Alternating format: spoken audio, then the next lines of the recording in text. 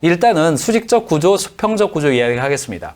제가 가격을 이야기를 할 때 샤넬이 가지고 있는 조직 문화와 다이소가 가지고 있는 조직 문화는 다를 수밖에 없습니다. 이런 이야기를 말씀을 드렸는데 수평적 조직 구조와 수직적 조직 구조도 같은 이야기입니다.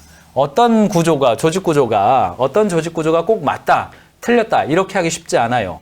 예를 들어서 현대 자동차 서비스의 판매 조직이라고 가정을 해보신다면 이것은 한 개인이 어떻게 일하느냐에 따라서 매출과 성과가 굉장히 크게 영향을 미치게 됩니다. 반대로 저기 양주에 있는 한만두 식품이라고 가정을 해보시죠. 만두 공장이에요. 그런데 개인의 탁월함보다는 뭐가 중요합니까? 공정별로 주어진 것을 정확하게 수행해내는 것이 굉장히 중요합니다. 그래서 이 두 가지 조직이 수평적 조직을 할 거냐 수직적 조직을 할 거냐를 똑같이 논의할 수가 없습니다. 그래서 조직이 얼마나 대외적으로 개방되어 있느냐, 오픈형이냐, 아니면 좀 조직의 그 대화의 형태가 조직 내가 중심이냐, 혹은 네트워크가 중요하냐, 아니면 하이어라키가 중요하느냐, 이거에 따라서 조직의 형태는 달라질 수 있다. 그래서 뭐 방금 이야기했을 때 넷플릭스 이야기도 해드리고 배달의 민족 이야기, 카카오, 뭐 다양한 어떤 스타트업들이 성장해 가면서 인재를 끌어모은 사례를 들을 때마다 여러분들은 뭘 고려하셔야 되냐면 거기는 지금 이쪽에 있는 형태구나, 이쪽에 있는 형태구나, 조금 산업의 종류에 따라서 구별해서 보실 필요가 있습니다. 그런데 이제 문제는 뭐냐면 다양한 그 산업에 따라서 네트워크를 강화하거나 개방성을 강화해야 하는 조직에도 불구하고 대부분은 지금 여러분 보시는 이 하이라키의 형태를 갖고 있다는 겁니다. 왼쪽을 좀 보세요. 이게 뭐 너무나도 이렇게 돼 있잖아요. 여러분들 이렇게 조직도는 안 그리신 것 같죠? 근데 그렇잖아요. 여러분들 이미 이렇게 그려 놓으셨어요. 제가 뭐 현장을 가면 경영자분들한테 조직도가 좀 어떻게 됩니까? 하면 대부분 이렇게 갖고 오지 않으세요? 여기에 뭐 하나 옆에 이렇게 있고 위쪽으로 이렇게 교수님들, 자문단 뭐 이렇게 있고 이거 높이가 굉장히 중요해요. 이게 높이가. 이 높이가 서열이거든요. 이게. 왜 이렇게 피라미드가 되냐면 관리의 편의성을 위해서 하는 거거든요. 이거는 이제 왜 피라미드냐면 이런 조직 구조의 형태가 가장 먼저 나오는 것이 이제 고대 이집트입니다. 고대 이집트에서 파라오가 계급이 있고 가장 마지막에 농부나 노예가 있죠. 그리고 이제 중간에 이런 다양한 관리급들이 좀 있는 거예요. 이게 이제 이집트에서 생겼고 이집트의 경우는 이제 노예 조직이었잖아요. 뭐라고 그러죠? 아무튼 전쟁할 때도 노예로 전쟁을 했어요. 노예로 전쟁을 했습니다. 이게 이제 고대 이집트의 상상도입니다. 우리 가서 보지는 않았기 때문에. 고대 이집트의 이제 전열 보병이죠. 맨 앞에 보병을 세워놓고 뒤쪽에다가 활 있고 그 뒤쪽에다가 그 장교들이 따라가고 뭐 이런 구조예요. 뭔 말입니까? 무장도 안 시키고 전열 보병을 뒀다 이 말은 앞에 있는 애들은 다 죽어라 뭐 이런 이야기예요. 한 명씩 서로 죽는 거예요. 그래서 뒤쪽에서 1대1로 죽었다 그러면 숫자가 많은 게 이긴 거예요. 이게 고대 전투의 양상이거든요. 이게 이제 언제까지 오냐면 이게 이제 심한 게 이게 총이잖아요. 총. 17세기가 넘어가면서 이제 총이 나오고 18세기, 19세기 이렇게 넘어가면서 이제 총이 나오고 원거리에서도 이렇게 전쟁을 할 수 있는 구조가 됐음에도 불구하고 옆에 있는 사람이 죽는데 이렇게 가는 거예요. 이게 이 몇 년입니까 도대체? 3, 4천 년의 관성이 이렇게까지 오는 겁니다. 이게 뭐예요? 이게 여기까지 오는 거예요. 끝나지 않았어요. 끝나지 않았습니다. 전열 보병들이 앞에 있는 거예요. 이렇게. 이 사진 찾느라고 힘들었어요. 전열 보병이 앞에 있고 뒤에서 앞에 보고 있고 그 뒤에서 보고 있고 저 뒤에서 보고 있고 여기 임원분 여기 계시죠. 여기 상무님 여기 계세요. 쫙 이렇게 보는 거예요. 이게 80년대까지만 하더라도 전열 보병 체제가 고대 이집트의 노예 제도가 대한민국 사회까지도 와가지고 80년대까지도 이렇게 있었습니다. 물론 대한민국 고대도 비슷했어요. 이렇게 다 비슷했습니다. 근데 이제 수평적 조직을 보면 이것이 이제 문제가 있고 이게 다 수직적인 조직은 모든 어떤 개인 담당자가 다 병목인 거잖아요. 그냥 그 사람이 뭔가를 안 해버리면 거기서 끝나요.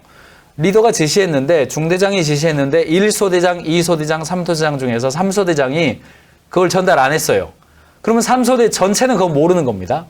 반대로 내가 3소대 병사예요. 근데 적을 발견했어요. 그래서 적이 왔습니다 라고 말했는데 분대장이 소대장한테 말했어요. 근데 소대장이 잊어버렸어요. 그러면 거기서 끝나는 거예요. 이게 이제 모든 피라미드형 조직에서는 모든 사람이 병목이다라고 하는 이유가 그겁니다. 근데 이제 홀라키, 원형 조직 안에서는 큰 원 속에 작은 원을 요렇게도 그리고 요렇게도 그리고 그럴 수 있다는 게 홀라키 조직입니다. 그리고 이런 형태로 움직이는 것을 우리는 애자일형이다 이렇게 불러요. 그래서 수직적인 조직이라고 해서 무조건 안 좋고 수평적인 조직이라고 해서 무조건 좋다 이렇게 보기보다는 양쪽의 조직 형태가 가지고 있는 특성들을 잘 판단하셔서 한 방향으로 갈 수 있도록 수직적 조직이 가지고 있는 버티컬한 조직이 가지고 있는 어떤 강점과 호리젠탈한 조직이 가지고 있는 강점들을 적절하게 회사 내에서 잘 운영해낼 수 있도록 가시기 바랍니다. 두 번째는 문화 캘린더입니다. 우리가 조직 문화를 아무리 강력하게 만들고 높여준다 하더라도 결과적으로는 뭐가 나타나야 되냐면 행동으로 그게 나타나야 돼요. 그래서 맨 처음에는 이런 게 필요해. 그렇구나. 그리고 이거 열심히 이렇게 캠페인을 하는 단계예요. 그리고 마지막으로는 일상화, 문화로 정착하는 단계입니다.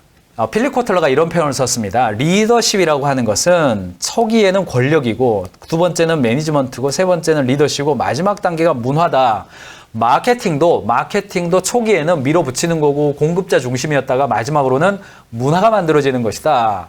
남자들이 파마를 하는 문화가 만들어지면 미장원이 돈을 벌게 되는 거죠. 양치질 하는 문화가 만들어지면 치약회사가 돈을 버는 거예요. 신발을 양복에도 운동화를 신을 수 있는 문화가 만들어지면 운동화 회사가 돈을 버는 겁니다. 그러니까 최상위의 마케팅은 문화다. 조직 문화도 곧 브랜드의 이미지다 이렇게 이야기를 했습니다. 마켓 3.0 엄청난 책입니다. 여러분들 꼭 한번 읽어보시고 정독하실 것을 권해드립니다. 고객은 이제는 영적인 존재이기 때문에 그 고객이 가지고 있는 의미와 가치에 호소해야 된다 이런 이야기예요. 자, 이게 문화 캘린더입니다. 자, 직원들도 영적인 존재입니다. 영적인 존재이기 때문에 1년 동안 어떻게 우리 회사가 움직여지는 건지에 대해서 사전적 예고적으로 직원들을 존중해 주라는 이야기예요. 그래서 문화 캘린더란 우리 회사의 연간 문화 행사를 가인지별로 정리한 달력이다. 자, 왼쪽에 이벤트가 있어요. 회사의 주요 행사가 있죠. 그 다음에 가치 경영, 인재 경영, 지식 경영별로 뭐가 있는지. 이게 문화의 날도 있고요. 송년회도 있고요. 워크숍도 있고 패밀리 파트도 있네요. 자, 인재는 어때요? 채용 상반기에 있네요. 승진은 연말에 있네요. 신임 양성교육 이때 있네요. 지식경영 뭡니까? 피드백이 이렇게 있고 지식 토크가 있고 독서학도 있고 이렇네요. 근데 더 중요한 게 있네. 뭐죠? 올라가 보니까 신제품 유통 해외 박람회 이때 가는구나. 품평회는 이때 하는구나. 이게 뭐예요? 직원들을 존중하는 행위라는 겁니다.